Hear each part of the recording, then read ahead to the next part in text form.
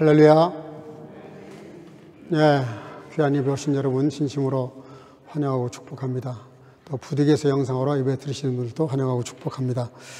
네, 우리 옆 사람과 인사합시다. 잘 오셨습니다. 예배 승리합시다. 하나님은 영이시니 예배하는 자가 성령과 진리로 예배할지니라 하셨습니다. 이제 여러분 모두를 성부와 성자와 성령 이름으로 진심으로 예배 초대합니다. 다 같이 신앙 고백하심으로 주일 예배 시작하겠습니다.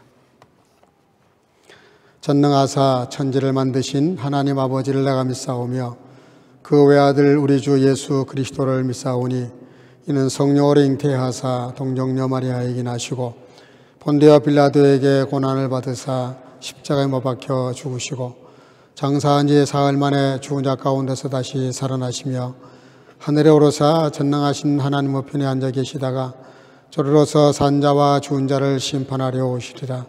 성령을 믿사오며 거룩한 공예와 성도가 서로 교통하는 것과 죄를 사하여 주시는 것과 몸이 다시 사는 것과 영원히 사는 것을 믿사옵나이다. 아멘.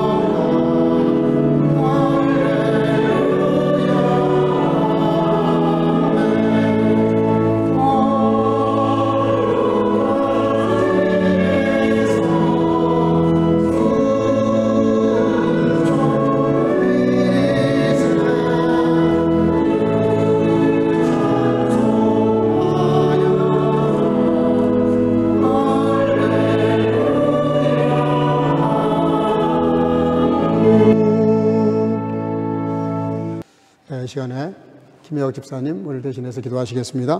전능하시고 사랑이 많으신 하나님 아버지, 거룩한 주일을 맞이하여 우리 성경 가족들이 다 같이 모여 함께 예배드릴 수 있도록 불러주신 것을 감사드립니다. 그러나 아직도 나에게는 언약한 믿음과 말씀대로 살아가지 못하는 허물이 있음을 고백합니다. 용서하여 주시옵소서. 너의 부족한 신앙을 붙잡아 주셔서 강하고 담대한 믿음으로 주의 평강을 누리게 하옵소서. 구하라 그러면 너에게 주실 것이요, 찾으라 그러면 찾을 것이요, 문을 두드리라 그러면 너에게 열릴 것이니 구하는 이마다 얻을 것이요 찾는 이가 찾을 것이요 두드리는 이에게 열릴 것이니 하셨습니다. 저와 우리 성경 가족들에게 필요한 모든 것들을 지어주시고 기도하며 찬양하며 예배드리는 동안에 주님의 평강과 은혜가 우리 모두에게 충만하게 하시기를 기도드립니다. 오늘도 말씀을 전하시는 목사님에게 성령으로 충만케 하셔서 전해주시는 말씀을 듣는 우리 모두에게 그 말씀을 따라 순종하며 살게 하시고 많은 열매를 맺도록 역사하여 주시기를 기도드립니다. 저의 나라를 불쌍히 여겨주셔서 하나님이 기뻐하시는 자를 대통령으로 뽑을 수 있도록 역사하여 주시기를 기도드리며 전쟁 위에 있는 모든 나라들이 전쟁을 끝내고 서로 평화가 이루어지도록 역사하여 주옵소서. 오늘도 예배를 돕는 성가대와 영상팀과 봉사부를 축복하여 주시고 우리 교회 주일학교 어린이들과 중고등부와 청소년부와 장년부를 축복하여 주시기를 기도드리며 모든 예배의 순서를 주님께 맡겨오고 우리 구주 예수 그리스도의 이름으로 기도하옵나이다. 아멘.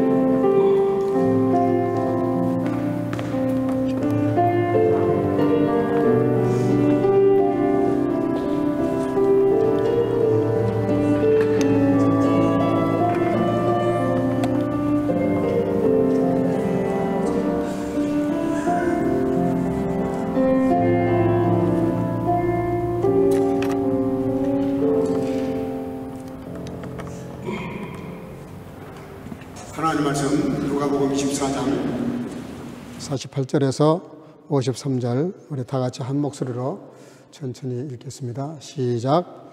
너희는 이 모든 일의 증인이라. 볼지어다 내가 내 아버지의 약속하신 것을 너희에게 보내리니 너희는 이로부터 능력을 입히울 때까지 이 성에 유하라 하시니라. 예수께서 저희를 데리고 베다니 앞까지 나가사 손을 들어 저에게 축복하시더니 축복하실 때에 저희를 떠나 하늘로 올리우시니 저희가 그에게 경배하고 큰 기쁨으로 예루살렘에 들어가 늘 성전에 있어 하나님을 찬송하니라. 아멘. 자리에 앉으시고 성가대 찬양을 통해서 영광을 드리겠습니다.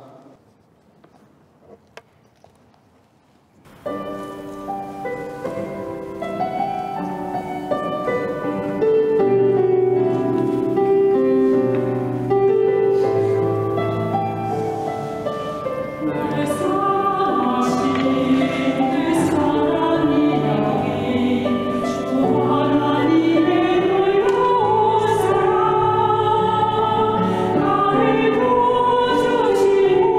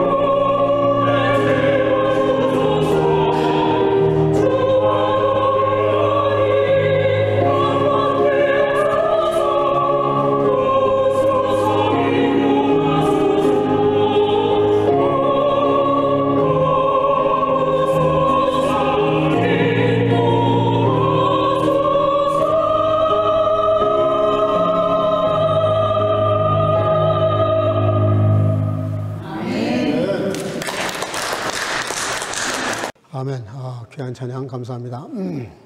두 젊은 남녀가 진심으로 사랑을 했다고 합니다. 그러던 어느 날 남자가 먼 나라로 이렇게 나가게 됐습니다. 사람이 몸이 멀어지면 마음도 멀어진다고 두 사람 다 똑같이 걱정을 하게 됩니다. 이제 출국을 며칠 앞두고 남자가 여자에게 조용히 이렇게 이야기를 합니다. 내가 떠나고 나서 딱 1년 되는 해에 그때에 내가 당신에게 장미꽃을 보내겠다. 근데 내가 백송이를 보낼 텐데 만약에 백송이가 안 되면 나를 잊고 새로운 길을 가도 좋다. 그렇게 약속을 했습니다. 그러면서 그 꽃과 더불어 내가 꼭 쪽지를 보내겠다. 그래서 여자도 그렇게 알고 그 약속을 하고 헤어졌습니다. 진짜 1년 딱 되던 날 꽃이 이렇게 배달이 됐습니다. 그 여자가 다른 거 볼 것도 말 것도 없이 그냥 꽃을 세기 시작했어요. 워낙 보고 싶고 기다렸던 사람이니까. 꽃을 샜는데 99송이였어요. 내가 잘못 샜나 보다. 그래서 다시 또 꽃을 샜답니다. 두 번, 세 번을 샜는데도 99송이, 한 송이가 모자라는 거예요. 아니 어떻게 이럴 수가 있나. 그래서 고민하다가 그 여인은 잠시 후 다른 남자를 만나서 결혼을 하게 됐다고 합니다. 5년이 되던 해에 약속했던 그 남자가 돌아왔습니다. 와서 보니까 그 결혼을 해버렸다는 거예요. 너무 마음이 아팠습니다. 그래서 아무리 결혼했지만 한번 마지막으로 만나보고 싶다. 청을 넣었는데 허락을 해서 만나게 됐습니다. 만나게 돼가지고 만나자마자 물었습니다. 남자가. 당신 장미꽃을 세봤냐? 세봤다는 거예요. 그래. 그러면 쪽지도 봤냐? 무슨 쪽지? 난 생각도 못했다. 그랬더니 아니 내가 당신한테 분명히 꽃도 보내고 쪽지도 보낸다고 하지 않았냐? 쪽지를 읽어보지 않았냐? 쪽지 자체를 보지 못했다는 거예요. 근데 이 남자가 쪽지를 같이 보냈습니다. 근데 꽃 송이를 세다 보니까 여기 정신이 팔려가지고 쪽지라는 건 생각도 못하고요. 근데 실제로 쪽지가 있었습니다. 근데 쪽지를 읽어보지 못한 거예요. 그 쪽지는 이렇게 써 있었다고 합니다. 마지막 한 송이의 장미는 이 세상에서 누구보다도 사랑하고 가장 아름다운 당신이 장미다. 그렇게 쓴 거예요. 그리고 이제 백송이잖아요. 근데 그 쪽지를 읽지 않아가지고 여자가 오해를 하고 착각을 해가지고 사랑하는 남자와 살지를 못하고 사랑하지 않는 남자와 만나서 살게 됐다고 하는 그런 이야기인데 만들어낸 얘기겠죠. 중요한 건 이겁니다. 약속했던 그 카드를 읽어보지 않은 실수라 그러면 실수죠.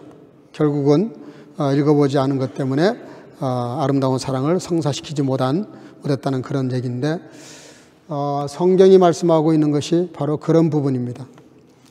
우리 성경 66권은 사실은 하나님이 우리에게 보내신 사랑의 편지입니다. 그래서 이게 편지 속에는 많은 형태의 내용이 있지만 그 중에 가장 큰 테마 하나가 뭐냐면은 언약이라는 거예요. 언약. 저와 여러분들은 언약도라 그래요. 언약성도. 하나님의 약속 아래 받은 구원의 반열에 선 하나님의 자녀란 말이에요. 근데 하나님이 이 66권의 말씀 속에는 32,500가지가 넘는 축복의 약속이 있어요. 근데 그 약속에 대부분이 조건이 걸려 있어요. 어떻게 해야만 그 복을 주신다는 거예요. 구원은 믿게 하시는 역사를 따라 순종하면 우리가 구원받아요. 근데 구원받은 것은 받은 것이고 자녀가 되는 것은 자녀가 되는 것인데 축복은 달라요. 하나님이 우리에게 허락하시고자 하는 그 많은 축복들은 거저 주는 게 아니에요.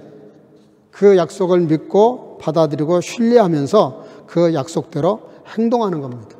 행할 때 그 약속의 축복이 되는 거죠. 그래서 언약이라는 말이 히브리어로 브리트라는 말을 쓰는데 이 브리트라는 말은 둘로 이렇게 쪼갠다는 뜻이에요. 둘로 쪼갠 다음에 짐승을 잡아서 둘로 쪼갠 다음에 그 쪼갠 고기 사이에 나하고 약속한 언약한 사람, 그 사람과 더불어 계약을 끝내고 사인한 다음에 같이 손잡고 걸어가는 거예요. 이게 무슨 뜻이냐면 누구든지 약속을 깨면 이 짐승처럼 죽을 수 있다. 그런 뜻이 담겨 있습니다. 이 구약 시대에 있었던 오래된 그런 전통이고 문화입니다. 이거는 하나님이 독자 예수 그리스도를 죽여서 그 죽음 가운데 하나님과 우리 사이에 지나가게 하신 것이죠. 그래서 하나님은 한 번 약속하신 것은 반드시 지키신다 하는 것을 성경은 너무나 많은 부분의 곳에서 확인을 하고 있습니다. 성경의 주요 키워드를 창조, 셰풍이라 그러죠. 또 그 언약, 분트, 그리고 그리스도, 크리스투스, 또 교회, 키얼셰, 그리고 완성, 성취, 홀 엔둥이라 그러는데 이 5개 키워드를 가지고 성경을 설명하는 분들이 있습니다. 어쨌든 그 중에서 가장 중요한 것이 뭐냐? 언약의 성취입니다. 언약, 약속을 성취시키는 거예요. 누가복음 19장에 보면 주님께서 여리고성을 들어가시죠. 거기에 많은 사람들 중에서 사람들이 몰리다 보니까 키가 작았던 삭개오가 나무 위에 올라갑니다. 뽕나무 위에 올라가요. 그때 내려와라. 내가 오늘 너희 집에 유하여야 되겠다. 그러면서 하신 말씀이 있어요. 이 사람도 아브라함의 자손이로다. 근데 하나님이 창세부터 지금까지 언약을 하셨는데 이 언약에 거리가 있어요. 거리. 그 거리를 잘 채워야 됩니다. 그 거리를 잘 채우는 거리가 한 3가지 정도 있는데 첫째는 시간적인 거리가 있어요. 시간적인 거리. 여러분, 이 삭개오로부터 아브라함으로부터 삭개오까지 시간적으로 약 2000년이 지납니다. 2000년이 지나서 예수님이 땅에 오셔서 아브라함과 언약하신 그 언약을 성취를 하세요. 그래서 뭐라고 하시냐면은 이 사람도, 이 삭개오를 놓고 이 사람도 아브라함의 자손이라다. 이게 한마디 말이지만 이 속에는 2000년이라는 거리가 있어요. 근데 하나님은 2000년 걸려서 아들 예수를 보내셔서 그 언약을 성취하신 겁니다. 여러분, 사업 성공하고 싶으세요? 좋은 인간관계 만들고 싶으세요? 약속을 지키셔야 돼요. 약속을. 함부로 약속해도 안 되지만 약속을 하면 지킬 줄 알아야 돼요. 사업하는 사람이 만약에 약속을 가볍게 생각한다. 사업 안 하는 게 좋아요. 그럼 100% 실패합니다. 인간관계도 마찬가지예요. 신뢰를 가볍게 생각하는 사람은 인간관계가 돈독해질 수가 없어요. 왜냐하면 관계의 기본이 신뢰거든요. 그래서 아무리 시간이 걸려도 약속을 반드시 지키고야마는 하나님. 공간적인 또 거리가 있어요. 공간적인 거리. 시간도 2000년의 삭개오를 통해서 확인하셨는데, 성취된 것을 확인하셨는데, 공간적인 거리가 있어요. 여러분들, 이스라엘 백성들을 자유인을 만들어서 젖과 꿀이 흐르는 약속의 땅이라고 그러잖아요. 가나안 땅을 약속의 땅. 다른 이름이 많을 텐데 약속의 땅이야. 그게 뭐예요? 약속한 대로 이 땅을 주신다는 거예요. 근데 그 땅을 차지하기 위해서 광야에서 40년을 엄청나게 어려움을 겪으면서 거기서 탈탈 털어요. 이스라엘 사람들에게 다 털어냅니다. 이집트에서 묻은 때들을 다 벗겨내는 거예요. 그게 광야 40년 세월입니다. 광야에는 길이 없어요. 길이. 그럼 뭘 가리키는 거예요? 내가 길이다. 하나님 말씀하시는 거예요. 내가 길이다. 내가 가라는 대로 가고 서라는 데서 서라. 그게 구름기둥과 불기둥을 주신 이유예요. 지금도 불기둥과 구름기둥이 있거든요. 우리한테. 여러분들, 예수님 뭐라고 그래요? 내가 길이요 진리요 생명이다. 예수님이 하나님을 대신해서 하신 말씀이고 하나님이신 예수님이 하신 말씀이 내가 길이라는 거예요. 여러분, 얼마나 지금 복잡한 세상입니까? 길 잃지 않기를, 주님을 통해서 길을 찾기를 주의 이름으로 축복합니다. 광야에는요, 먹을 것도 없어요. 먹을 것도. 아무 먹을 것이 없어요. 먹을 것이 아니라 마실 물도 없어요. 그래서 뭐라 그래요? 예수님은 내가 영의 양식이다. 예수님 그렇게 말씀하시잖아요. 내가 양식이다. 그 떡을 떼주시고 잔을 돌리시면서 이건 내 피고 내 떡이다. 나를 먹어라. 나를 먹어라. 나를 먹고 살라는 거예요.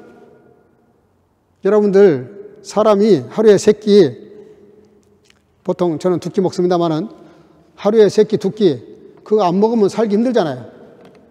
근데 우리가 하나님의 말씀, 예수님이 남겨주신 그 말씀이 떡이란 말이에요.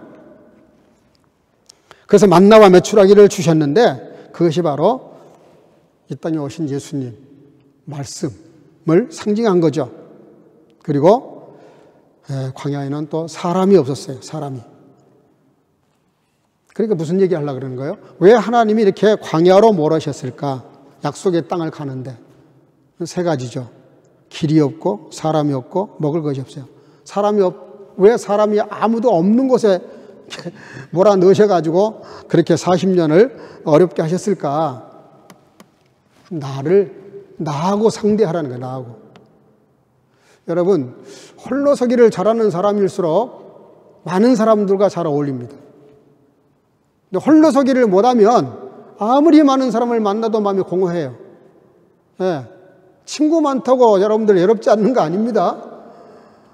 아담 하와가 얼마나 고독했겠어요. 자기 부인밖에 없는데. 근데 너무 고독하니까 부인을 만들어줬고요. 그리고 그 아담과 하와를 더 고독하게 하시려고 후손을 주셨다. 그렇게 이해하는 신학자도 있어요. 여러분, 사람이 많으면 외롭지 않을 것 같으죠? 그렇지 않아요. 사람이 있어서 더 외로움을 느낄 수 있어요. 어쨌든 광야로 내본 이유는 공간적으로 그런 일들을 통해서 하나님만 바라보도록 훈련하신 겁니다. 그리고 3번째는 내용적인 거리거든요. 내용. 공간과 시간과 내용의 거리가 있어요. 여러분들, 우리 마음속에 이렇게 뭔가를 이렇게 채워야 됩니다. 채워야 되는데, 가데스 바네아에서 정탐꾼이 12명을 보내가지고 이렇게 정탐을 했는데, 갔다 온 다음에 뭐라 그래요? 10명은 절대로 가면 안 된다. 그리고 하면, 그 사람, 비해경 우리 메뚜기다, 메뚜기. 10명이 그렇게 봤어요. 오직 여호수아 갈렙만, 아니다, 저들은 우리의 밥이다. 저들에게서 하나님이 떠났다. 그런 얘기를 해요. 여러분들, 이게 무슨 얘기냐면요. 우리 속에 뭔가 이렇게 채워 넣어야 되는데, 그 내용을 채워 넣어야 되는데, 그 내용이 뭡니까? 하나님의 말씀을 받아들이고 믿고 신뢰하면서 하나님의 말씀을 내 마음에 채워야 되고요. 그리고 주님의 임재가 늘 우리 마음속에 느껴져야 돼요. 성령님을 보내신 이유가 그겁니다. 여러분들, 하나님이 아담과 하와를 만드셨을 때 얼마나 멋있었겠어요. 정말 하나님은 예술가잖아요. 얼마나 조각을 잘하셨는지 정말 멋있게 만들었어요. 근데 그냥 그대로만 있으면 그게 뭡니까? 흙덩어리예요. 근데 거기에 생기를 불어 넣으셨다 그랬어요. 생기를 불어 넣으시니까 생명이 됐다. 곧 영적 존재가 됐다. 그런 뜻입니다. 그래서 어거스틴은 그렇게 말했어요. 우리는 하나님의 직접 창조를 받은 존재이기 때문에 우리가 주님에게서 주님을 바라볼 때만 참 평화가 있다. 여러분들, 오늘 본문을 보면 반전의 역사가 나옵니다. 반전의 역사. 생각해 보세요. 예수님이 계실 때는 그래도 예수님의 모든 위험을 커버하시고 진리를 가르치시고 늘 이렇게 데리고 다니시면서 그들을 억어하셨어요. 근데 갑자기 정말 하나님처럼 제자들에게는 그런 존재인데 갑자기 그렇게 십자가에 죽으신 것도 충격인데, 근데 그 죽으신 것 때문에 얼마나 충격을 받았겠어요. 그런데 소문이 흉흉합니다. 예수님이 부활하셨다는 거예요. 제자들에게는 이게 굿뉴스인데 로마 당국하고 그 산헤드린 공회한테는 굉장히 민감한 거예요. 신경이 곤두섰어요.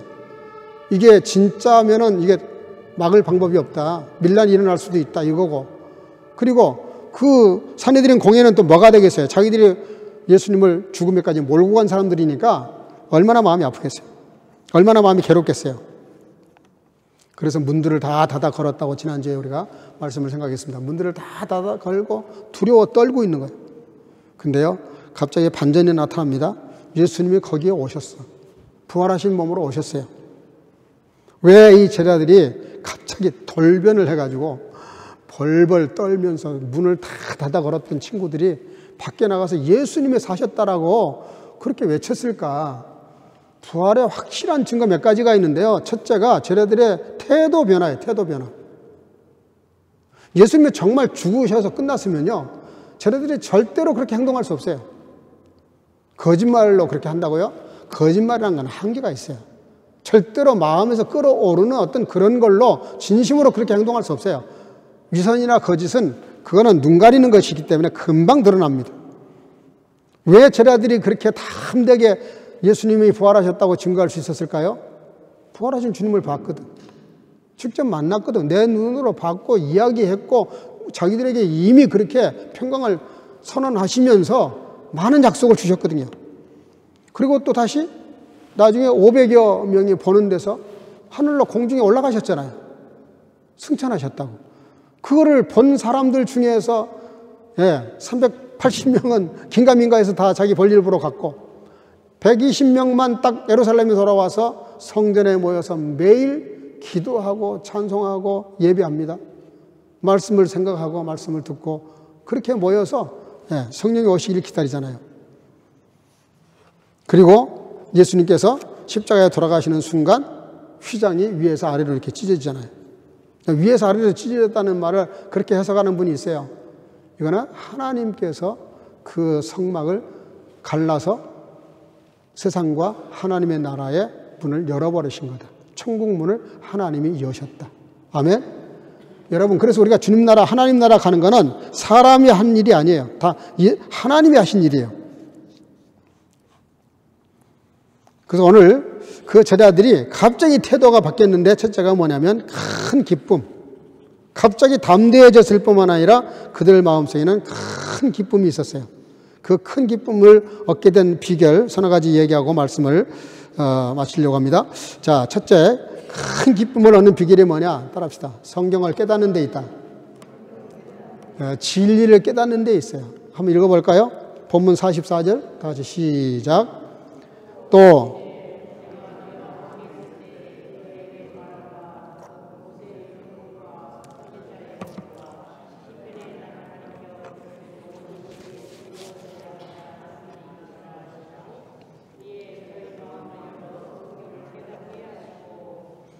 아멘.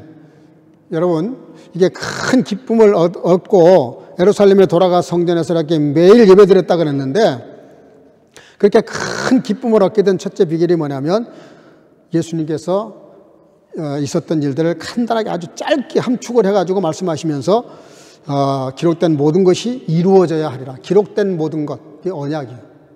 약속하신 것이 다 이루어져야 하리라. 한 말이 이것을 두고 한 건데 이에 저희 마음을 열어 성경을 깨닫게 하시고. 여러분들 마음속에 설교를 들을 때 성경을 읽을 때 말씀이 이렇게 이해가 되잖아요. 성령께서 여러분들의 마음을 열어주신 겁니다. 여러분들은 잘 몰라서 그래요. 못 느껴서 그래요. 저도 성경을 수없이 읽었는데요. 읽을 때마다 그 문장이 다르게 보인다니까. 전혀 그냥 국문학으로 이해하면 다 이해할 수 있는 내용인데 그런 내용이 아니에요, 이게 지금. 예? 아볼로가 얼마나 유식한 사람입니까? 아볼로가. 예? 근데 아굴라라고 하는 천막치기, 좀 무식한 분. 그분이 그 유식한 아볼로를 데려다 놓고 성경을 가르쳤다니까? 여러분들 세상 지식을 갖고 있다고 성경 깨달아가는 게 아닙니다. 문장을 이해했다고 성경 깨달아가는 게 아니에요. 성경을 아는 것하고 깨닫는 건 달라요. 깨닫는 게 뭔지 아시죠? 깊은 뜻을 헤아리는 겁니다. 진짜 하고 싶은 말을 이해하는 거예요. 마태복음 13장에 보면 예수님께서 귀 있는 자는 들을지어다. 그 귀가 누가 없어요? 다 귀가 있지. 근데 귀 있는 자는 들으라는 거예요.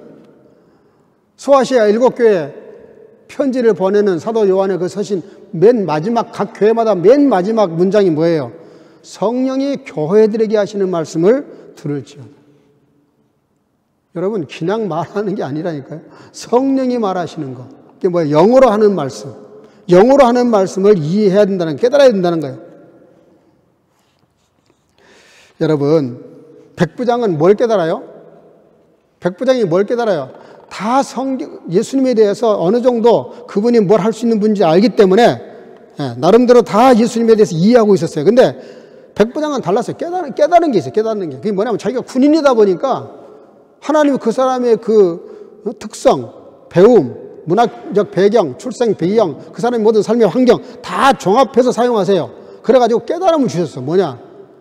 주님은 만왕의 왕이시니까 명령 한마디면 다 이루어진다. 왜? 자기가 그렇게 하니까. 다른 사람이 못 본 걸 보는 거예요. 그게 깨닫는 거예요. 예수님은 말씀 한마디면 다 세상을 창조하듯이 다 하실 수 있는 분이라고 깨달았기 때문에 말씀만 하옵소서 그랬어요. 여러분들 이런 깨달음이 있기를 주 이름으로 축복합니다. 수로보니게 여인은 뭐예요? 예수님이 박절하게 자기를 밀어내시는데도 끝까지 뭐라 그래요? 개들도 주인의 상에서 떨어지는 부스러기 먹고 살지 않습니까? 이게 뭐예요? 왜 그런 끈기를 가져요? 예수님은 자비의 하나님이라는 걸 알기 때문에. 소경 바디메어도 마찬가지예요. 다 나사렛 예수라 그러는데 나사렛 예수여 그래야 될 거 아니에요. 그렇게 말하지 않아요. 다윗의 자손 예수여 그래요. 다윗의 자손 예수여. 그게 뭐예요? 예수님을 정확하게 어떤 분인지 알고 있었던 거예요. 어떤 수도원에 젊은 수도사가 자원에서 들어왔답니다. 그러니까 그 새로 온 그 수도사에 대해서 기대가 많아요. 수도 원장도 지켜보고 있는 거예요. 근데 어느 날 보니까 성경을 열심히 읽고 있어. 그러니까 이 수도 원장이 그 친구한테 뭘 읽고 있냐? 뻔히 알면서 뭘 읽고 있냐? 그랬더니 예, 성경을 읽고 있습니다. 아니 그게 아니고 뭘 읽고 있냐고. 그랬더니 예, 제가 로마서를 지금 읽고 있습니다. 그랬더니 그 수도 원장이 이렇게 말했다고 합니다. 뭘 읽느냐가 중요한 것이 아니라 네 자체가 성경이 되는 것이 중요한데 네가 도대체 무슨 성경이냐고 내가 물어보는 거다. 그렇게 물었다고 합니다. 여러분들 성경을 많이 읽는 것으로 신앙생활 잘할 수 있다고 생각하면 안 됩니다. 내가 성경 몇 독을 했으니까 성경을 많이 안다? 신앙생활 잘한다? 그거 아니에요. 물론 도움은 돼요. 안 읽어도 100번 나요. 그러나 그걸로 되는 게 아니에요. 하나님 말씀에 대해서 깨달음이 있고 그 깨달은 대로 사는 데까지가 내가 성경이 되는 겁니다. 좀 이걸 다른 말로 고쳐 말하면 이런 거예요. 내가 성경을 읽어요. 근데 계속 성경을 깊이 읽다 보면 어떤 현상이 오냐면 성경이 나를 읽어가신다는 걸 느껴요. 그 성경 말씀 속에서 자기를 봐요. 내가 성경을 보는데 처음에는 계속 성경을 읽다 보면은 그 성경이 나를 읽고 있는 걸 내가 본다니까? 그 성경에 의해서 내가 읽혀지는 걸 내가 느껴요. 그때 깨달음이 오는 거예요. 그리고 그 삶이 달라지기 시작해요. 아멘? 여러분들 성경이 여러분들을 읽으시도록 겸손하게 엎드릴 수 있기를 바랍니다. 그거를 맡기는 거예요. 주님께 맡겨버리고 성경이 나를 갖다가 거기다 던져버리는 거예요. 여기다 그냥 집어넣어버리는 거예요. 예? 그래서 같이 녹아나서 그 성경이 나를 만들어 가시도록. 그게 성경을 읽는 바른 자세예요. 제가 5월달부터 우리 교회 제자훈련을 좀 시작하려고 그래요. 인원은 3명에서 7명까지. 나중에 광고하겠지만 3명에서 7명 자원하는 분들. 제가 혹시 또 지명할지도 몰라요. 그래서 한 주일에 한 번 정도 우리가 수요 성경 공부 금요기도회 말고 아우스나메로 정말 이 제자훈련은 뭐냐면 이 제자훈련을 끝내고 나면은 나도 다른 사람을 제자훈련할 수 있도록 그렇게 하려고 하는데 성경 66권을 가지고 하려고 그래요. 여러분들 성경 눈을 열어서 하나님이 내 눈을 열어서 성경을 읽도록 하시고 그 읽는 성경이 나를 또 읽어가시도록 여러분들이 말씀의 사람이 될 수 있기를 주 이름으로 축복합니다. 두 번째는요. 어떤 사람이 큰 기쁨을 얻냐면 본문 46절이에요. 48절까지 다 같이 한번 시작. 크게 하면 시작. 또 이같이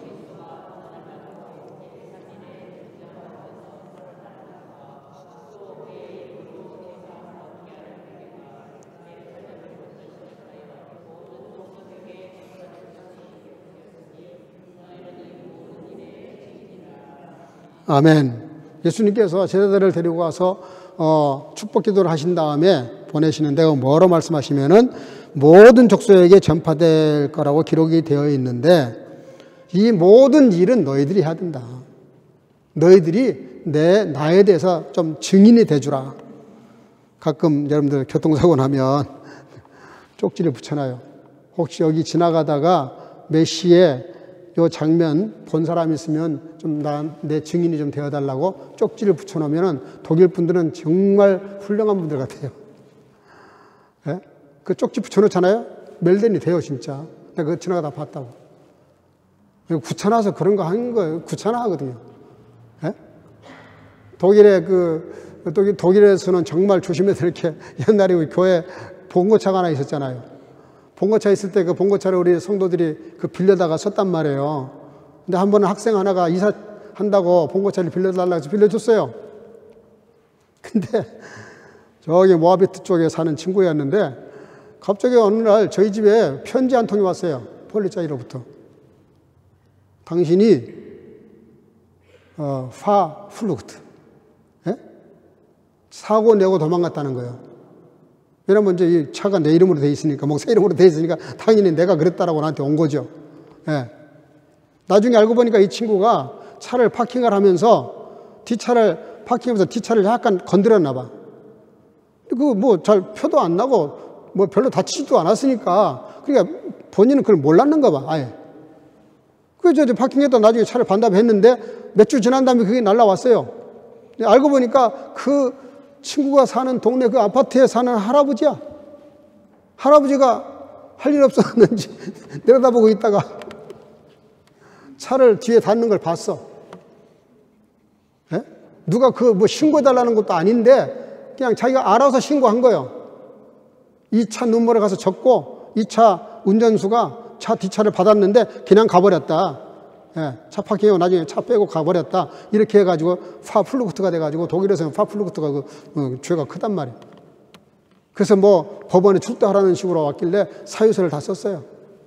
그래가지고 또 집사람이 전화도 펄쩍 하고 설명을 몇 번 해가지고 결국은 무죄가 나왔지만 모르고 진짜 그렇게 한 걸로 끝났어요. 그게 증인입니다. 증인. 증거를 내가 대는 거예요. 내가 봤다고. 그게 증인의 역할이에요. 예수님께서 이 땅에 오셔서 그 고난당하시고 십자가에 죽으시고 3일 만에 부활하셨는데 그 부활하신 그 증인, 그거에 대해서 자기들이 너무나 잘 알고 있잖아요.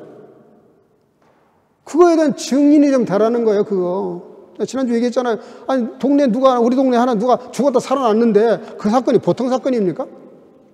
온 세상이 뒤집어질 일이지. 우리가 어떻게 그걸 조용히 전해요? 막 흥분해가지고 전할 수밖에 없는 거예요. 그래야 그 사람이 진짜 증인이라.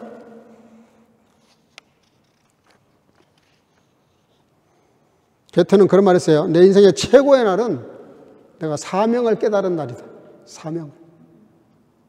그 괴테가 얼마나 대단한 사람입니까? 북켄발트에 가보니까 그 괴테에 대해서 쫙 나와 있더라고.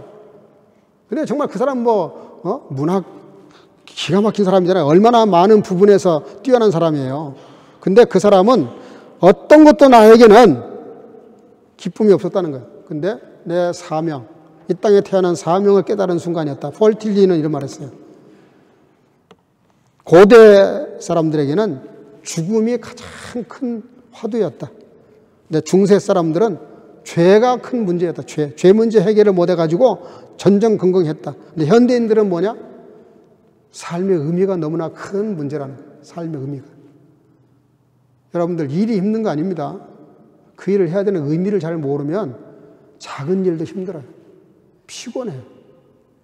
근데 정말 이 일이 내 일이다. 내게 주신 하나님의 아우프가베다 라고 깨달음 있는 사람은 줄뚱살뚱 모르고 해도 힘이 하나도 안 들어요. 예? 하나님의 일하자 그러면 에너지가 막 넘치는 사람이 있어요. 그러다가도 세상에 또 뭔 일을 하자 그러면 에너지가 넘치는 사람이 또 있어요. 교회 일 하자 그러면 또 갑자기 에너지가 팍 죽어버리는 사람도 있어요. 그게 뭐예요? 성령이 충만한 사람은 주님의 일을 하자 그러면 막 불같이 일어납니다.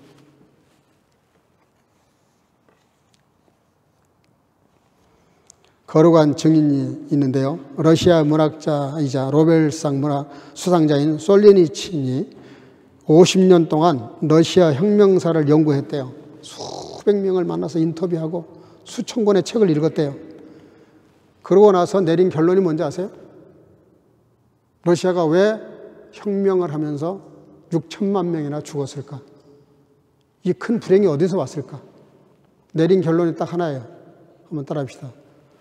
믿는 사람이, 따라합시다. 믿는 사람이 하나님을 잊어버렸기 때문에. 잊어버린 게 아니에요. 예배도 드리고요, 부르기도 하고요, 찬양도 하고요, 성경도 읽어요. 그런데 러시아가 이런 엄청난 불행을 겪게 된 이유는 하나님을 잃어버렸기 때문이라. 근데 그 잃어버렸다는 뜻이 뭐냐면요, 말씀을 모르는 것도 아니고, 안 읽는 것도 아니고, 예배 안 드리는 것도 아니에요. 근데 삶이 없다는 거예요. 삶이 하나도 그 말씀대로 사는 삶이 없으니까 껍질만 남아 보니까 아무런 능력도 없고, 그래서 이런 혁명이 일어나서 그 많은 사람들이 죽었다는 것. 여러분들 진심으로 주님을 믿기를 주의 이름으로 축복합니다. 하나님을 진짜로 믿지 않으면, 그래서 시대마다 그런 고민이 있고 시대마다 그런 문제가 있지만 이런 말이 있어요. 꽃은 자기에게 물을 준 사람을 잊지 않는데요. 여러분, 예수를 믿는 사람들이 말씀대로 정말 살아서 누군가에게 주의 이름으로 선을 베풀고 사랑을 베풀면 그 받은 사람이 잊지 않고, 그 받은 사람이 잊지 않을 뿐만 아니라 하나님이 잊지 않으신다 그러셨어요. 어린 소자에게 한 것, 아무것도 아니라고 무시할 만한 그런 존재에게 주의 이름으로 뭔가를 베풀면 그 베푼 것이 결코 없어지지 않는다는 거예요. 여러분, 주의 이름으로 많은 선한 일 할 수 있기를 주의 이름으로 축복합니다. 그렇게 해야 돼요. 그래서 우리가 열매를 맺어야 돼요. 그래야 안 믿는 사람들이 그거를 보고 하나님의 나라가 살아있다 그러죠. 그리고 세 번째 큰 기쁨이 얻었던 그 이유 중에 하나가 뭐냐면, 본문 49절인데요. 한번 볼까요? 시작.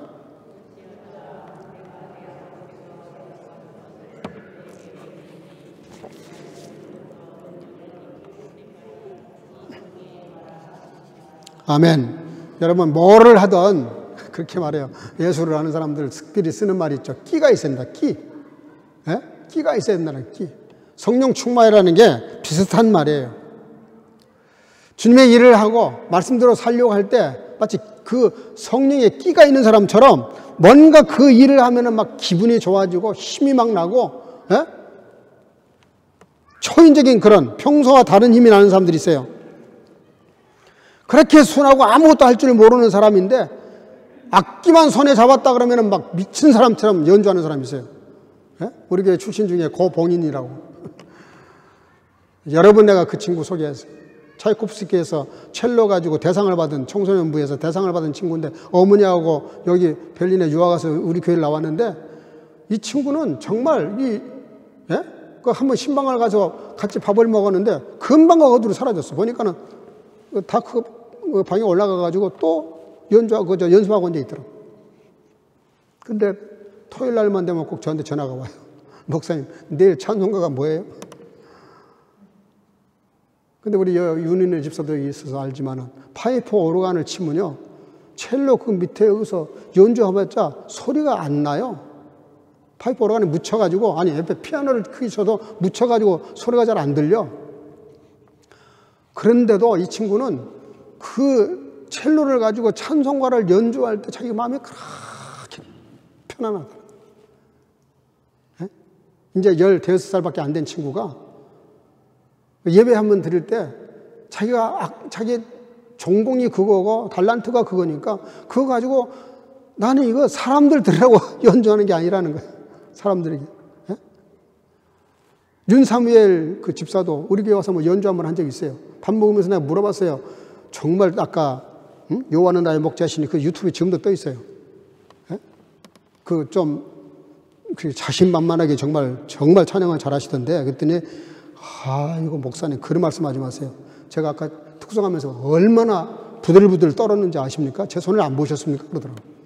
제가 그 손 봤는데 안 떨더라고요. 근데 본인은 떨었다는 거예요. 왜?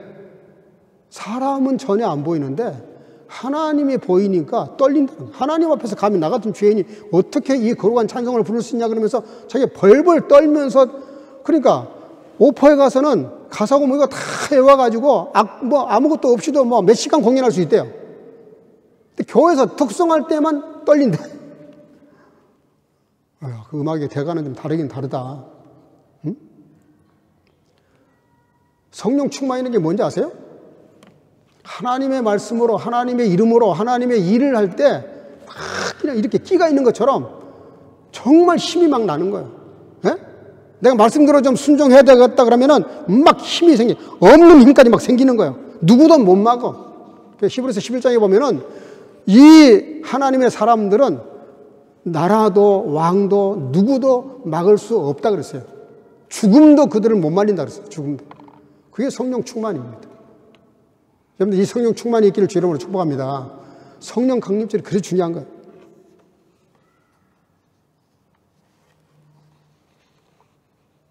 그러면서 맨 마지막에 보니까 큰 기쁨이 언제 있냐? 따라합시다. 성전에서 예배 드릴 때. 여러분, 창세기 22장 14절에 보니까 이런 말씀이 있어요. 한번 읽어볼까요? 다 같이. 시작. 아브라함이 그 땅 이름을 여호와 이르라 하였으므로 오늘까지 사람들이 이를 여호와의 산에서 준비되리라 하더라. 여호와 이르가 뭐죠? 여호와의 산에서 준비되리라. 이제 하나님이 저와 여러분들 위해서 준비를 하신다는. 아브라함이 이삭을 데리고 제사를 드리려고 갔잖아요. 근데 제사를 드리려고 칼을 들어 치려고 그럴 때 하나님 말리셨잖아요. 그리고 이삭 대신에 뭘 준비하셨어요? 순양이 나무에 딱 뿔이 걸려가지고 꼼짝달싹 못하는 것이 있었어요. 하나님이 예비하신 거예요. 아들 대신에 그 양을 하나님께 제물로 드렸어요. 그 사건을 놓고 하는 말입니다. 근데 이게 중요한 게 뭐냐면 따라합시다. 여호와의 산에서. 여러분들 여호와의 산이라는 게 굉장히 중요합니다. 여호와의 산에서. 하나님의 성전에서 이 말이에요. 왜냐하면 거기가 바로 예루살렘 성전이 됐거든요. 남유럽의 한 마을에 그 해가 지면 집집마다 다 불이 켜지는데 딱 불이 안 켜지는 장소가 하나 있었어요. 그게 뭐냐면 산등성에 있는 교회였어요. 교회만 불이 안 켜져. 다른 데는 다 불이 켜지는데. 그 사연이 있어요. 딸이 10명인 아빠가 있었는데 이분이 유명한 공작이에요. 돈이 많았어요. 400년 전에 있었던 일인데 딸들이 다 시집을 가버리고, 그러니까 이제 난 지금 혼자 남으니까 외롭잖아요. 생전 찾아오지도 않고 성탄절 때만 한번 이렇게 와. 그러니까 그 아버지가 기도를 하다가 내가 성전을 하나 지어야 되겠다 아무래도. 그래서 성전을 언덕 위에다 지었답니다. 짓고 그리고 나서 다 너무 아름답게 이렇게 지었는데 이 등이 없는 거예요. 등이.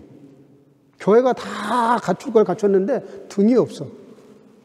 그러니까 그 딸들이 물었대요. 왜 교회를 이렇게 아름답게 짓고 등이 없냐고. 그랬더니 이 아버지가 멋있는 말을 했어요. 내가 노쇠로 만든 튼튼한 정말 예쁜 등을 내가 준비해놨어. 이 동네 사람들만큼, 숫자만큼. 그거 다 나눠줄 거야. 다 나눠줬대요. 그리고 교회는 일체 불을 안 켜는 거예요. 무슨 뜻인지 알죠?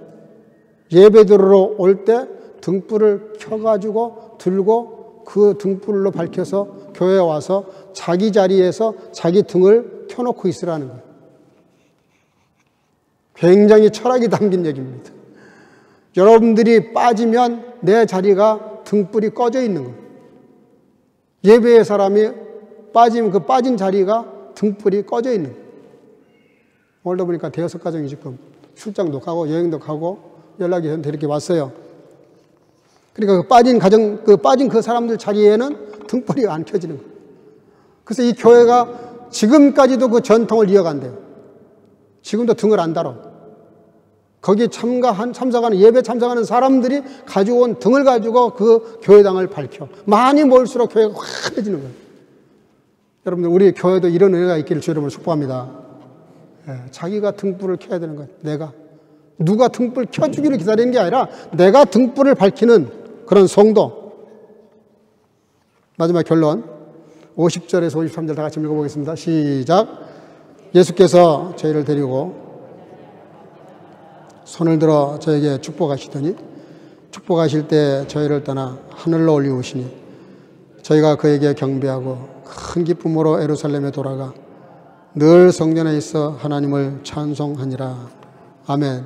여기에 경배했다는 말, 돌아가 경배했다는 말, 프로슈케오네오라는 말인데 예배한다는 뜻입니다. 경의를 표한다는 뜻이에요. 경배한다는 뜻입니다. 여기 또 큰 기쁨이 뭔지 알아요? 메가스카라예요. 메가스카라. 메가스가 뭔지 알죠? 메가톤. 예? 메가톤급. 큰 메가톤급 기쁨. 영적인 기쁨을 말해요. 또 여기 성전에 가서 이렇게 했는데 히에론이라는 말인데 제사 드리는 곳, 예배 드리는 곳, 그런 뜻이에요. 그러니까 이게 무슨 얘기예요? 초대교회 성도들은 예루살렘에 돌아가서 성전에서 찬양했다 그렇게 되는데 이 찬양이라는 글자 자체가 예배의 극치를 말해요. 예배가 뭐예요? 하나님을 경배하는 거잖아요. 감사하고 찬양하고 영으로 노래하는 기쁨의 원천이 바로 예배에서 나왔다 그런 뜻입니다. 여러분, 요셉 케이보라는 사람은요, 체코슬로바키아가 공산주의 통치 아래 있을 때였는데요. 이분이 어떤 분이냐면 아버지는 공산주의를 가르치는 선생이야. 근데 어머니는 독실한 또 크리스찬이었어요. 근데 어릴 때 이 요셉 케이보는 차를 타고 3시간을 가. 교회가 동네에 없으니까. 3시간을 가야 교회가 있어. 가서 2시간 반 동안 예배를 드려. 2시간 반 동안. 우리 1시간도 조금 넘으면 벌써 뻐근해지잖아요, 몸이. 2시간 반을 예배를 드려. 그리고 또 점심을 먹어. 잠깐 그 앞에 뜰에 나가서 쉬었다가 다시 또 모여서 2시간 반을 예배 드려. 5시간을 예배 드린 거야. 끝나면 다시 집에 가. 또 3시간 동안. 그러니까 왔다 갔다 6시간. 예배 5시간. 예배를 위해서 주일날 하루를 다 쓰는 거야. 11시간 동안. 제가 어제 그제 지난주죠. 지난주. 켈린의 작은 딸 손자 좀 보려고 가는데 막대부룩을 지나갔어요. 막대부룩 하면 생각나는 사람 있죠? 벨린에서 막대부룩까지 가는데 2시간 걸리더라고요. 2시간. 그걸 지나가면서 또 한마디 했어요. 집사람하고 저보고. 야, 여기서 매주일마다 우리 교회 모 집사님 뭐 다 알잖아요. 길상 집사. 그 막대부룩 이사 가가지고 매주일마다 2시간 걸려서 차 몰고 와서 제일 먼저 와서 다 예배 세팅하고 찬양 인도하고 찬양 인도하고 그것도 예배 마치고 그것도 다시 또 2시간 걸려서 가. 교회 와서 한 2시간 왔다 갔다 2시간, 4시간, 6시간. 근데 놀라운 거는 항상 얼굴에 웃음이 가득해. 너무 제가 안타까워서 좀 안 하면 안 되겠냐 그런 말이 여기까지 올라왔는데 제가 참았어요. 뭐냐면 아이가 우니까 아이를 옆에다 이렇게 끌어안고 그리고 찬양 인도를 했어요. 아이가 우는 아이를 끌어안고 찬양 인도하는데 보는 내가 마음이 안타깝고 내가 너무 민망한 거예요. 이게 저 정도면 그냥 안 하는 게 좋겠구만 차라리. 그게 아니에요. 본인은 너무 그게 사명이고 기쁨이니까 그 마음에 끌어오는 걸 어떻게 막아요. 그러니까 그렇게 찬양 인도를 하고 그리고 예배 드리고 그러고 기쁨으로 또 갔다가 그렇게 거의 2년을 넘게 했죠 아마. 꼬투부스에서 또 1시간 반 기차 타고 올라온 자매도 있는데 심지어 금요일 날도 안 빠지고 나왔어요. 참 그 예배 열정, 내가 무슨 얘기 하려고 그러냐면요. 따라합시다. 예배의 가치. 여러분들 예배의 가치를 아셔야 됩니다. 지금 우리가 이렇게 편안하게 예배하니까 우리는 몰라요. 북한에서 지금 예배하다 걸리면 아우지 탄광에 갑니다. 평생 감옥에 썩을 수 있어요. 죽을 수도 있고 공개 처형받을 수도 있어요. 그래도 예배 드려요. 여러분들 예배 저는 그래서 우리 교회가 다른 거 다 뭐 할 거 많지만 예배 부흥. 그 주일날 성수주일은 말할 것도 없고요. 이건 아주 기본 중에 기본이에요. 주일 예배 드렸다고 잘한 거 아니에요. 기본 중에 기본이에요. 그것만 가지고 되겠어요? 초대교회는 매일 모였다니까, 매일. 우리 매일은 못 모인다 하더라도, 뭐 수요일 날 1시간, 금요일 날 1시간, 그거 못해요?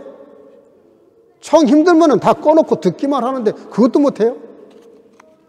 여러분들, 교회가 부흥하려고 그러면, 저는 숫자 부흥도 물론 관심이 있지만, 영적 부흥이 더 중요해요. 영적 부흥.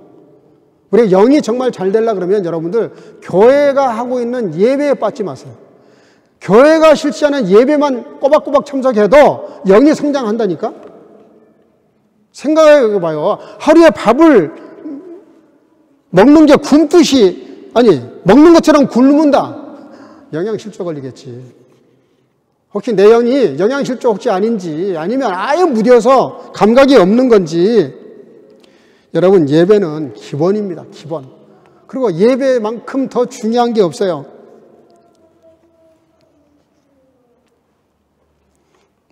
여러분들, 부활과 삶의 신비라는 제목을 제가 말씀드리는데, 왜 우리가 부활 신앙이 중요하고 이 부활이 왜 삶에 연결돼야 되냐면, 우리는 이 땅에 살고 끝낼 사람들이 아니에요. 이 땅에 산 이 모든 삶이 언젠가 하나님 앞에 갔을 때 다 평가받는 거예요. 삶이 하나님과 연결되어 있다니까? 부활이 왜 중요해요? 그냥 이 삶으로 끝나는 게 아니니까 영생이 있다니까. 다음 세대가 있다니까. 영원한 나라가 있다니까. 그 나라가 중요하기 때문에 영생이 중요하고 부활이 중요한 거예요. 예수님이 그 영생을 허락하시려고 부활하신 거잖아요. 그래서 우리는 열처녀에서 배워야 돼요. 성령 충만. 등만 준비한 게 아니라 기름도 충만한 것처럼 성령이 충만해서 깨어 기도해야 되고, 깨어 예배 드려야 되고, 깨어 성령에 취해 살아야 되고요. 달란트 비유가 뭡니까? 충성스러운 삶, 받은 은사대로 1달란트가 됐든 2가 됐든 5개가 됐든 10개가 됐든 상관없어요. 하나님은 그거 가지고 따지지 않아. 2개나 5개나 칭찬이 똑같아요. 하나도 글자 하나 안 틀려요. 언어에도 그렇게 돼 있어요. 점 하나도 안 틀려요. 똑같아. 하나님은 내게 주신 은사, 그 분량대로 충성하면 2달란트 가고 4개가 됐던 5개 가지고 10개를 만들었던 상이 똑같다 그랬어요. 절대 평가한다는 뜻입니다. 누구하고 비교해서 하는 게 아니에요. 여러분들, 제일 우리가 영적으로 가난한 사람이 누구냐면 비교의식. 그 도토리 키재기입니다. 여러분들, 사람하고 비교하려고 그러지 마요. 내가 한번 얘기했잖아요. 토끼와 거북이의 결정적으로 다른 게 뭐예요? 토끼는 거북이가 경쟁 상대야. 거북이를 의식하고 뛰어. 저러면 느리니까 한숨 자고 가도 좋다 그래서 가다가 한숨 주무시잖아. 예? 근데 거북이는 토끼가 경쟁 상대가 아니에요. 거북이는 경쟁이 아니라 경주하고 있는 거예요. 꾸준하게 누가 뭐라고 하든 말든 앞에 가든 말든 꾸준하게 자기 페이스를 찾고 끝까지 가는 거예요. 그 느린 거북이가 그 빠른 토끼를 이기잖아. 여러분, 신앙은 그렇게 해야 되는 겁니다. 사람하고 비교하려고 그러면 안 돼요. 사람은 도와줄 존재고요. 주잔면, 그리고 하나님만 의식하고 믿음으로. 그 양과 염소의 비유가 뭐예요? 그런 마음으로 살라는 거예요. 그런 마음으로. 예? 양이 되고 염소가 되고, 양은 뭐예요? 순종. 염소는 뭐예요? 불순종, 거역. 이게 작은 자 하나에게 한 것이고 내게 한 것이다. 마지막 결론입니다. 여러분들, 부활과 삶의 신비가 뭐냐면 이 영원한 세계를 의식하고 오늘을 사는 겁니다. 이것이 가장 우리로 하여금 지혜롭게 하고, 그리고 온전하게 하고, 궁극적이게 되고, 목적적이 되게 하고, 영원히 잃지 않는 상을 받을 수 있는, 늘 주님을 신뢰하는 가운데 이 부활과 삶이 연결되어져서 영혼을 바라보고 영생을 위해서 오늘을 사는 저와 여러분들 되시기를 주의 이름으로 축복합니다. 기도하겠습니다.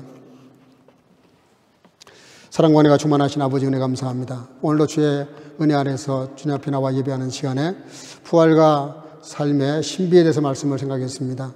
아버지 하나님, 우리가 오늘을 현실을 살아가지만 영원한 세계, 우리가 부활해서 부활 승천하셔서 주님 나라를 이루신 그 하나님의 나라에 다다를 것을 기억하면서 영혼을 생각하고 오늘을 살아가는, 부활과 삶이 연결되어지는 그 가운데서 신비를 체험하는 우리 모두가 될 수 있도록 함께해 주시기를 원하고 예수님의 이름으로 기도하옵나이다.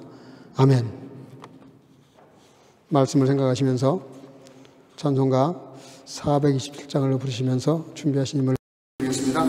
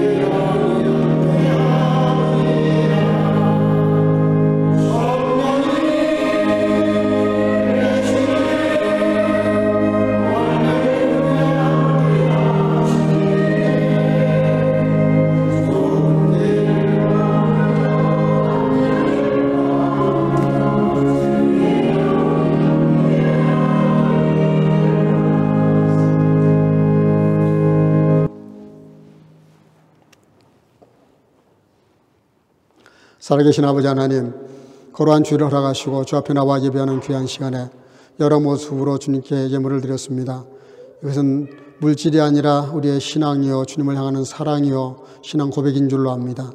열애 하나 드리는 성도들에게 아버지 하나님 하늘의 문을 여셔서 충만하게 부어주심으로 스스로 부유하고 많은 사람들을 아버지 하나님 베풀며 넉넉하게 살아갈 수 있는 복도 허락해 주셔서 차고 넘치는 복으로 함께 하시기를 간절히 소원하옵고, 또 아버지 하나님 감사가 신앙의 끝이라고 하셨는데 아버지 헤아려 감사하는 저들에게 은혜를 베풀어 주셔서 더 큰 감사의 문을 그 마음의 영혼도 열어주시기를 원하옵고, 또 아버지 선교와 구제와 여러 제목으로 예물을 드리는 성도들 축복하셔서 아버지 별처럼 빛나는 복으로 채우시되, 오늘도 이렇게 예물을 드리는 모든 성도들과 또 주일금을 드리는 성도들, 또 온라인으로 예물을 드리는 성도들, 또 아버지 어린 생명들을 축복해 주셔서 그 중심을 보시고 갚아 주시기를 간절히 소원하옵고, 이 예물에 가닿는 곳마다 복음의 놀라운 오병의 역사로 축복해 주실 줄로 믿사오고 예수님의 이름으로 축복하고 봉헌하며 기도하옵나이다.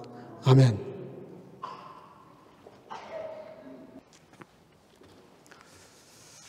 네, 몇 가지 맞는 말씀 좀 드리겠습니다. 네, 오늘 이렇게 여행 연휴 때문에 그랬는지 여행 가시는 가족들이 많네요. 연락이 왔는데 출장 가신 분들도 계시는데 위해서 기도해 주시길 바랍니다. 예배회원은 우리 봉사부에서 준비한 그래서 오늘은 우리 장년부 세일 모임이 있습니다. 지난번처럼 두 그룹으로 나눠서 세일 모임을 하도록 하겠는데, 그러기 전에 봉사부에서 준비한 그 다과를 나누시고 세일 모임을 갖도록 하겠습니다. 다음 주일은 또 어린이 주일입니다. 주일학교 부모님들은 주일학교 방에 그게 그 선물을 선택하도록 그렇게 사이트를 올려놓은 걸 제가 봤는데, 속히 그거를 신청하셔서 다음 주일날 자기 아이가 원하는 선물을 받을 수 있도록 그렇게 협력해 주시기를 바랍니다. 예배 중에 이렇게 아이들 이렇게 불러서 축복하면서 교회로부터 선물하는 시간을 갖도록 하겠습니다. 저는 내일부터 토요일까지 그 이태리 시실리아에서는 EMI 세미나가 있습니다. 제가 재작년 못 갔었는데 올해는 가야 될 것 같습니다. 매번 거절할 수도 없고 그래서 가서 또 말씀도 특강도 좀 해야 되고요. 그래서 다녀올 때까지 기도해 주시기를 바라고요. 따라서 수요일 날하고 금요 기도회는 제가 저녁에 우리가 예배 시간이 있지만 제가 그날 나눌 말씀을 글로 칼럼 형식으로 오전에 올리겠습니다. 올리면 그걸 좀 다 읽으시고 끝까지 읽으신 분들은 아멘 감사합니다 쓰면 더 좋고, 쓰고 그 다음에 좋아요를 누르든 하트를 누르든 그렇게 해서 체크를 출석 체크를 좀 해주시기를 바라고, 또 그렇게 하면 또 저도 또 힘이 나요.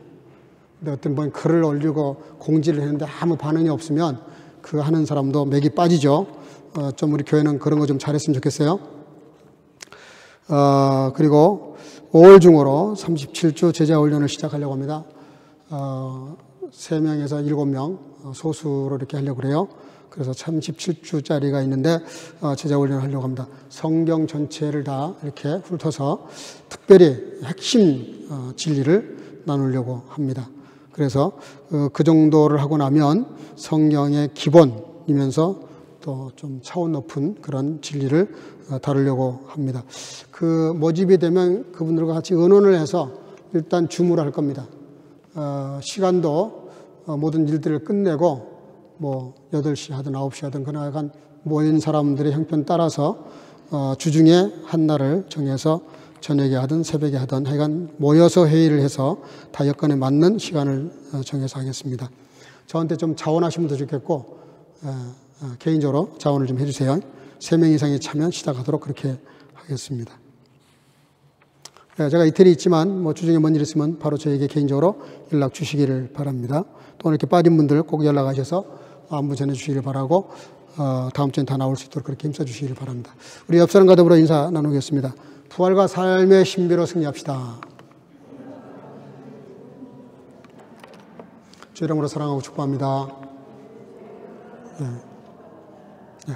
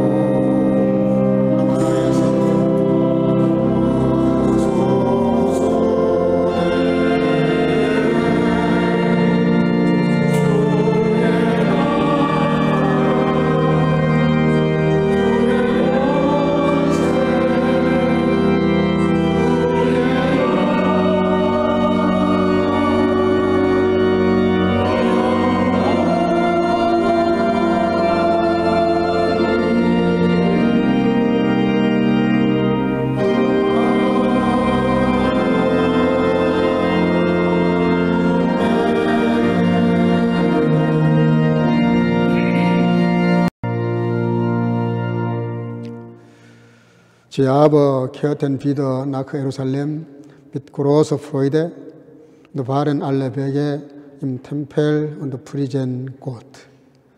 Die Gnade unseres Herrn Jesus Christus und die Liebe Gottes und die Gemeinschaft des Heiligen Geistes sei mit euch allen. 아멘.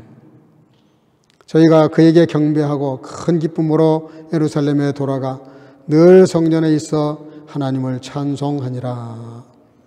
이제는 우리 구주 예수 그리스도 놀라우신 은혜와 아버지 하나님의 극진하신 사랑하심과 성령의 교통으로 충만케 하심이 급변하는 세상에서 변찮은 진리의 말씀을 붙잡고 부활하신 주님을 모시고 삶을 통해 영원한 생명의 능력과 신비를 누리며 살아가길 마음속에 결단하고 돌아가는 여기 모인 선교가족과 주의 지체들과 영상으로 예배하는 모든 주의 자녀들 머리 위에 이제로부터 영원토록 함께 있을지어다. 아멘.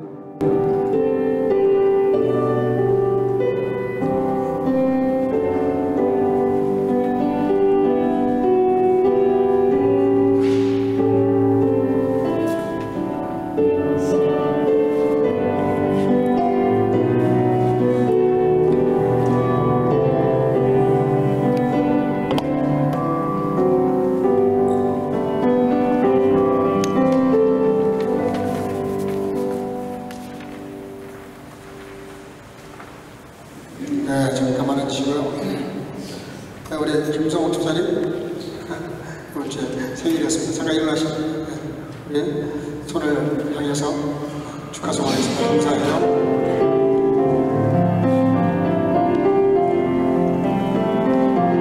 감사해요.